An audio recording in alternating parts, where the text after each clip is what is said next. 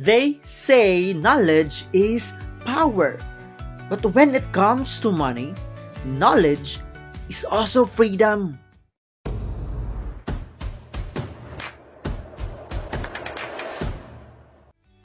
Hey friends, welcome to 30 Days to a Strong Financial Foundation.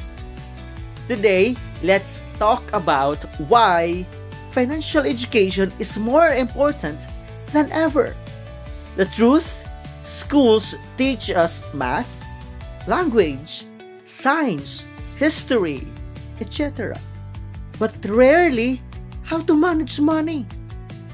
That is why so many people work hard, earn income, but still struggle financially.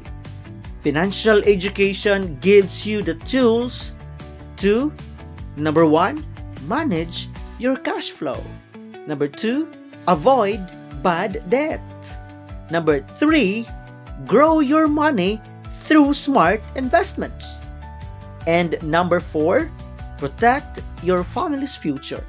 When you understand how money works, you stop being controlled by it and start making it work for you. If you invest time in learning about money, you'll save years of stress later.